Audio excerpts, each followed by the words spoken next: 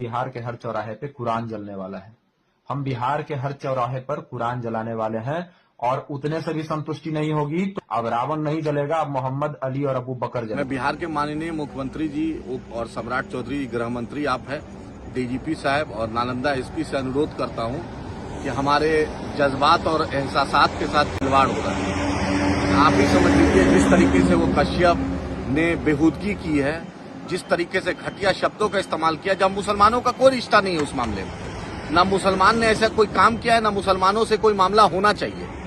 हम आप ही बताइए, हमारे रमजान का ये मुकद्दस महीना चल रहा है और आप हमारे कुरान शरीफ पर बोल रहे हैं, हमारे नबी के शान में गुस्ताखी कर रहे हैं, हमारे खिलाफ खुलफाए राशिदीन के नाम पर गुस्ताखी कर, ये बर्दाश्त नहीं हो सकता। याद रखिए, मुसलमान को अपनी जान से, अपने आले औलाद से, अपने घर बार, सबसे ज्यादा अपने नबी से मोहब्बत है।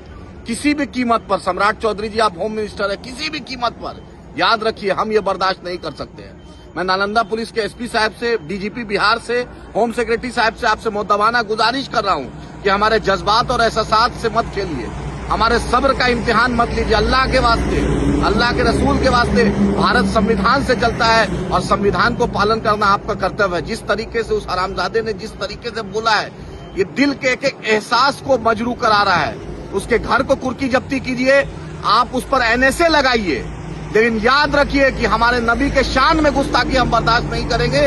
हम पूरे बिहार में चक्का जाम इस मुद्दे पर करेंगे। हमारे कुरान मुकद्दस पर बोला जा रहा है, भारत का संविधान सभी धर्मों को आजादी देता है। हमारा कोई लेना देना नहीं है उससे, कोई लेना देना उससे नहीं था। हमने वहां के पुलिस के सीनियर जो पुलिस मुख्यालय में आला अधिकारी से मैंने बात की, उन्हें आश्वासन दिया। मैंने देखा कि हाँ, नालंदा पुलिस ने एफआईआर दर्ज किया, लेकिन एफआईआर से काम नहीं होगा सर। ये मामले को आपको हल करना पड़ेगा। आप ईद से पहले इसकी गिरफ्तारी होनी चाहिए, किसी भी कीमत पर इस पर एनएसए लगाइए, इस पर गिरफ्तारी होगी। हम होम मिनिस्टर साहब से, सम्राट चौधरी जी, आपका मुसलमानों से अच्छा रिश्ता रहा है, आप पुराने समाजवादी घर के रहे हैं और मैं बिहार के गवर्नर साहब, आप भी एक मुसलमान हैं। मैं मुख्यमंत्री नीतीश जी से भी अनुरोध करता हूं कि आप वक्त के मुख्यमंत्री हैं और नालंदा आपका गृह जिला, ईद से पहले उसकी गिरफ्तारी होनी चाहिए, एनएसए लगना चाहिए। नालंदा एसपी से फिर से अनुरोध करता हूं कि इलाके के शांति सौहार्द बनाने के लिए, बिहार के शांति सौहार्द बनाने के लिए इस मामले उसको गिरफ्तारी करें। नहीं तो एमआईएम का 5वें एमएलए के साथ हम डीजीपी साहब से मिल रहे हैं ईद के दूसरे दिन। हम इस मामले में कतई हम बर्दाश्त नहीं करेंगे।